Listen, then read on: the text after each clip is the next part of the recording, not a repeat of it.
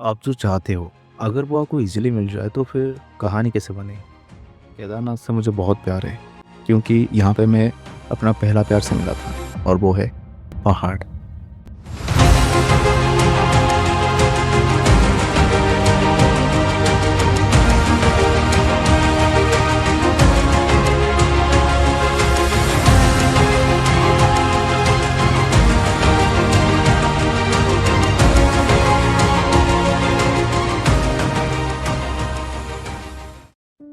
ज़रूरी नहीं कि प्यार सिर्फ़ इंसानों से ही किया जाए। Sometimes it can be a place where you meet yourself. हर जगह की विशेषता वहाँ से लौटने के बाद पता चलती है, और ख़ासकर तब जब सफ़र अधूरी रही हो। केदारनाथ सिर्फ पहाड़ों में बसा एक मंदिर नहीं है, ये वो भूमि है जहाँ से आप अपने पंचभौतिक शरीर के मोह से छुटकर आध्यात्म से जुड़ते हो। और इस सफ़र को खास बनाते हैं यहाँ के घोड़े खच्चरों की घंटी की आवाज़, और यहाँ के पहाड़ों से बहती हुई झरने, नदी और यहाँ की ठंडी हवा। गौरीकुंड से केदारनाथ तक की रास्ता इतनी आसान नहीं है, पर जब आप कुछ देर चलने के बाद पीछे देखते हो, तब आपकी सारी थकान उस खूबसूरत पहाड़ के बीच में कहीं छुप जाती है। केदारनाथ में मौसम हमेशा बदलती रहती है। हम जब चढ़ाई कर रहे थे, तब दोपहर तक सब ठीक था, पर जैसे ही हम बेस कैंप के करीब पहुंचने वाले थे, तब चारों तरफ से बादल ही बादल छा गए। इस बार हम जल्दी ट्रैक शुरू किए थे, इसलिए हम 3 बजे से पहले बेस कैंप तक पहुंच जाते थे। हम प्लानिंग यूं ही कर लिए थे, पर जब हम केदारनाथ में रुके थे, उस दिन पूर्णिमा थी, और ये बात मुझे उसी रात पता चली जब मैं रात को टॉयलेट के लिए बाहर गया। तब मैं देखा कि केदारनाथ डोम पर्वत चांदनी की रोशनी से चमक रही है। मेरे पास इतनी अच्छी कैमरा नहीं थी, इसीलिए मैं आपके लिए अच्छे से रिकॉर्ड नहीं कर पाया, पर कुछ तस्वीर अच्छी आई थी। तब मुझे पता चलता है मेरा दोस्त शिवान्ना को बर्फ़ के पहाड़ बहुत पसंद है, और जो उसका रिएक्शन था, मुझे बड़ी खुशी हुई उसे इतना खुश देखकर। दरअसल इसका पहाड़ देखने का मन था जो कि बर्फ से ढका हुआ होता है। तो देखो कितना खुश है।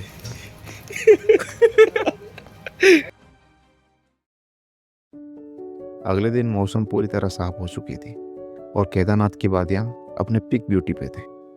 तब हमें घूमते घूमते पता चलता है वासुकी ताल के बारे में, जो कि मंदिर से सिर्फ 8 किलोमीटर के डिस्टेंस पे है।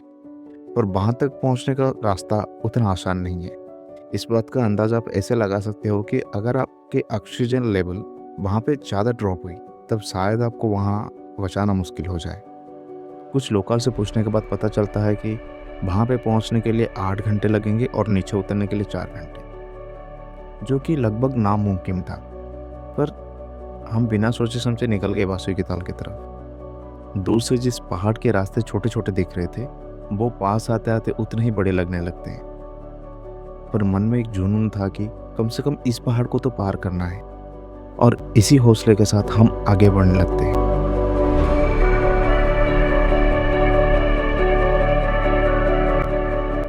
और कुछ ही देर में हम जब पीछे मुड़ते हैं, तब हमें केदारनाथ की बाढ़ आई व्यू दिखने लगता है। क्या ही नज़ारे थे! जिस बादल को हमेशा हम नीचे देखते थे, वो अब हमारे सामने थे। सब कुछ सही चल रहा था। तब हमें शिव ने बताया कि उसे फिर से, मतलब ऑक्सीजन की कमी होते ही तब उसे दोहरे पड़ते हैं। ये सुन के मानस और मेरी गांठ भर जाती है, इसलिए हम तो क्या आधे करें, इसे रास्ते में चले ही लौटने का सोचते हैं। बोलो। ये थी इस सफ़र की दूसरी रिग्रेट। नीचे उतरने के वक्त चारों तरफ से बादल घिरना शुरू हो गया था।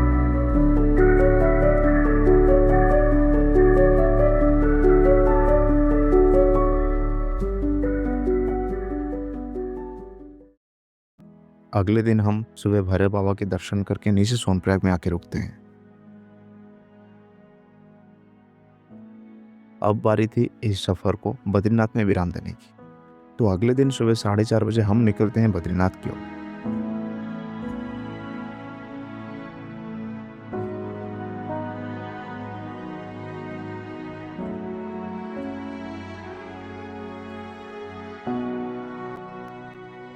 पिछली बार बद्रीनाथ हम सिर्फ रात में दर्शन कर पाए थे, और सुबह होते ही हमें यहाँ से निकलना पड़ा था।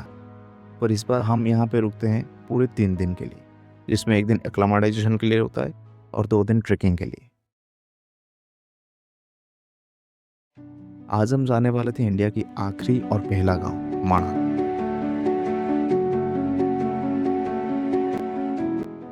माना जाता है कि यहाँ से पांडव स्वर्ग की तरफ गए थे और सिर्फ यहीं पे आपको सरस्वती नदी की दर्शन होती है। माना जाता है इसके बाद सरस्वती नदी पाताल में चली जाती। तेलुगु मूवी बद्रीनाथ में आपने देखा होगा कि एक सीन में जिसमें पापियों के ऊपर यहाँ के एक झरने की पानी नहीं गिरती थी, उस झरने का नाम था वसुधारा। आज हम वहीं तक जाने वाले हैं और देखते हैं कि हमारे ऊपर पानी गिरता है कि नहीं।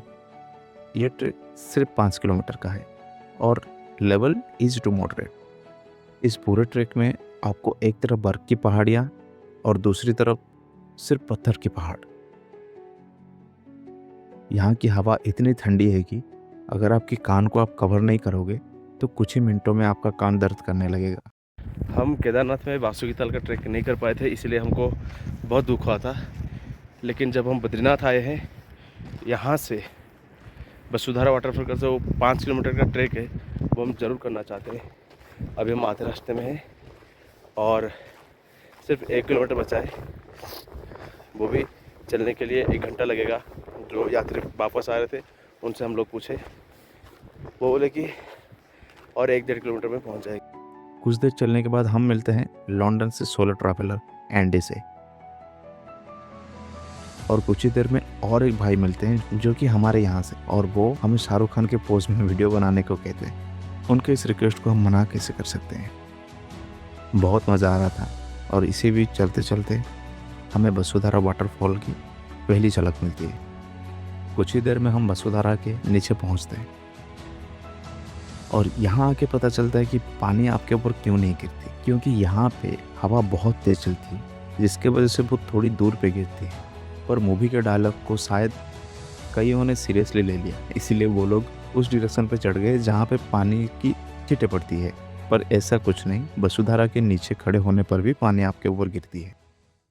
जो पानी नीचे गिर रही थी वो यहाँ की ठंड की वजह से बर्फ बन जाती थी, इसीलिए हम यहाँ पे स्नो फाइट चालू कर देते हैं।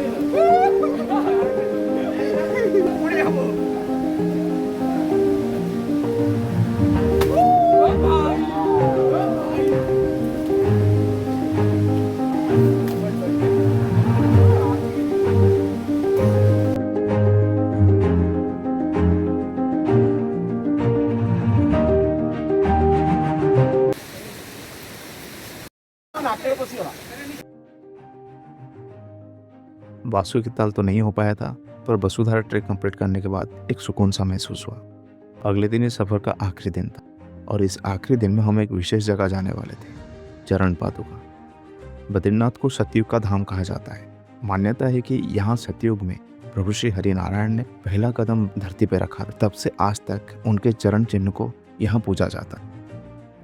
यहाँ पे जो हम महसूस कर रहे थे शायद ही हम शब्दों में बयान नहीं कर सकते। इसी के साथ हमारा ये प्यारा सा सफ़र ख़त्म होता है। हर कोई सफ़र से लौटते वक्त यादों का पेटारा लेके जाता है, पर मैं अफसोस का। तो फिर से मिलेंगे इस सफ़र के अधूरे किस्से के साथ। यहीं पे ख़त्म होते मेरी एक खूबसूरत सी कहानी, रिग्रेट।